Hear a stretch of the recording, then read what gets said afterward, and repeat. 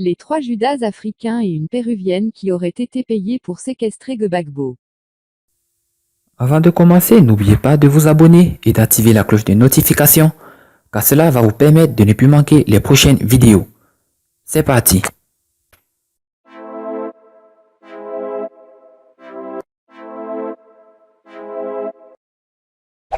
Voilà les 3 juges sur 5 de la Chambre d'appel, qui ont fait pencher la balance pour le maintien en détention du président Laurent Gbagbo, et de Charles Blé Goudé. 2 Judas africains, le Nigérian Chili Ebo Suji, l'Ougandaise Solomi Balungi Bossa, et la Péruvienne Luz del Carmen Ibáñez. Le tout coordonné par la mère des Judas nègres, la procureure gambienne Fatou Bensouda. Dès que le Woody de Mama a refusé de prendre Alassane Ouattara au téléphone, qui proposait de mettre son avion personnel à disposition pour le retour des 2 hommes en terre ivoirienne, le signal des représailles a automatiquement été donné.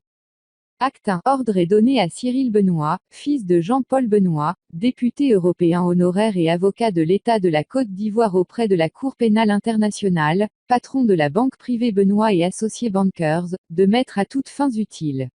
Certaines sources évoquent une somme de 100 millions d'euros en liquide qui aurait mis à la disposition de la procureure Fatou Bensouda.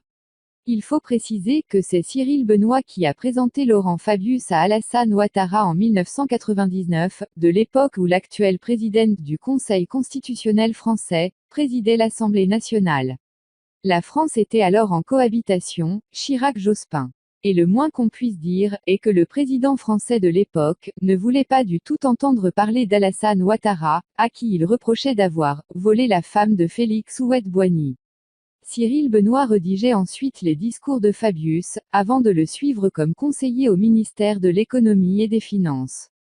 C'est le même Cyril Benoît, qui en juin 2013, a succédé à Jean-Pierre Jouyet, actuel ambassadeur de France au Royaume-Uni, ancien secrétaire général de l'Élysée, à la présidence de l'Institut Aspen, un club de réflexion.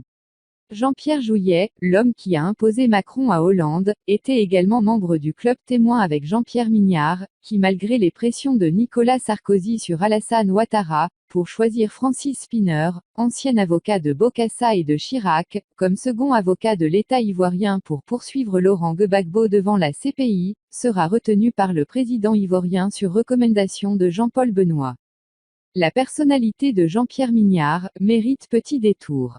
Membre du Conseil national du Parti socialiste français, ce spécialiste des arbitrages internationaux, qui est déjà intervenu dans de nombreux litiges territoriaux africains, auprès de la Cour pénale internationale de justice de La Haye, est le parrain de 2 enfants de François Hollande et de Ségolène Royal.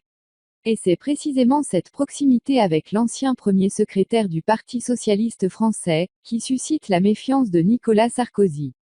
Soutien de Ségolène Royal lors de la primaire socialiste, Jean-Pierre Mignard est avec Jacques Delors, François Hollande et Jean-Yves Le Drian, actuel ministre français des Affaires étrangères, l'un des fondateurs du Club Témoin.